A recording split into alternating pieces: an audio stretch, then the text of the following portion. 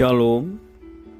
Devosi Bilangan pasal yang kelima, ayat yang 1 sampai yang ke-10. Demikian firman Tuhan. Tuhan berfirman kepada Musa, perintahkanlah kepada orang Israel supaya semua orang yang sakit kusta, semua orang yang mengeluarkan lelehan, dan semua orang yang najis oleh mayat disuruh meninggalkan tempat perkemahan. Baik laki-laki maupun perempuan, haruslah kau suruh pergi.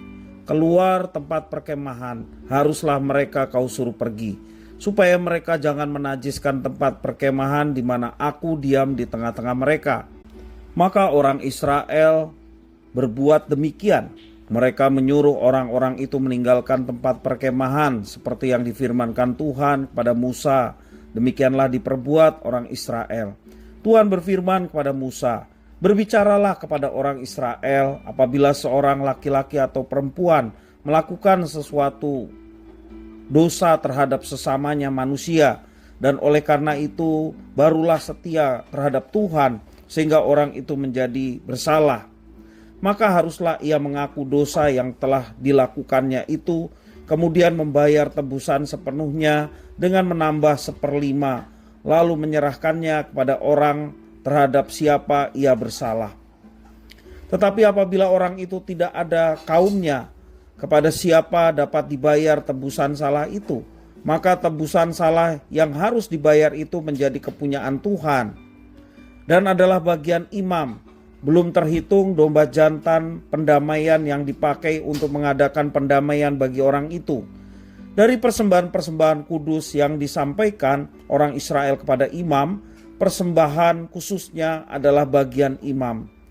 Sedang persembahan-persembahan kudus yang dibawa oleh seseorang adalah bagian orang itu sendiri. Hanya apa yang diserahkannya kepada seorang imam adalah bagian imam itu.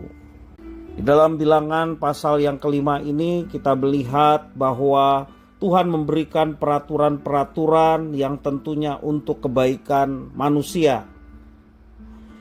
Ketika hanya membaca ayat 1 sampai yang ke-4, kita mungkin merasa aneh. Mengapa Tuhan tidak berkenan kepada orang yang sakit kusta, mengeluarkan lelehan, demikian juga najis karena mayat? Bukankah Tuhan mengasihi semua ciptaannya, apapun kondisinya?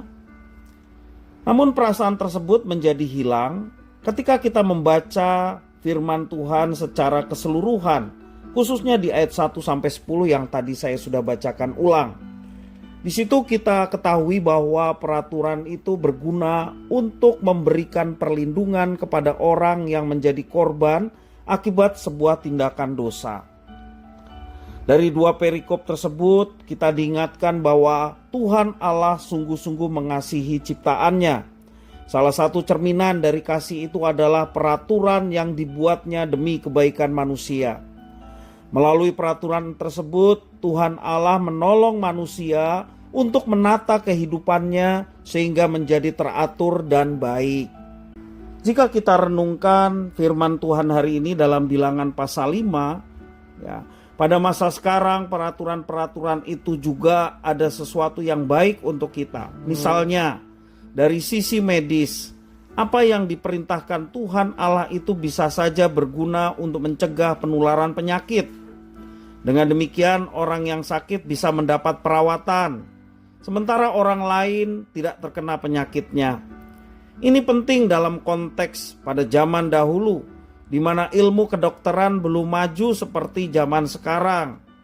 Mungkin saja pada masa itu penularan penyakit seperti penyakit kusta maupun penyakit menular lainnya mungkin dapat ditularkan baik melalui orang yang masih hidup ataupun juga melalui mayat, yang sangat menakutkan bagi orang-orang yang sehat lainnya.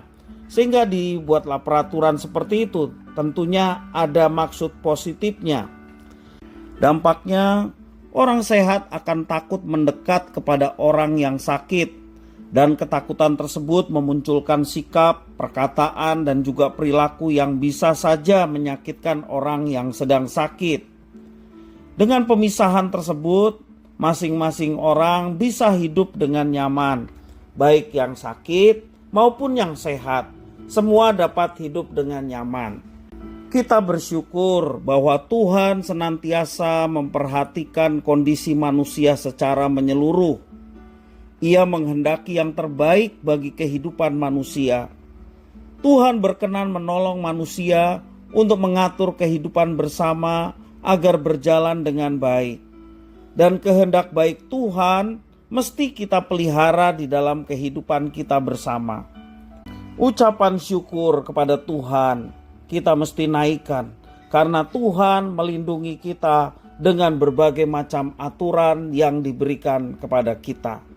Peganglah firman Tuhan sebagai aturan yang baku bagi hidup kita, dan percayalah Tuhan tidak pernah membawa kita kepada sesuatu yang merugikan atau mencelakakan, tetapi kebaikan.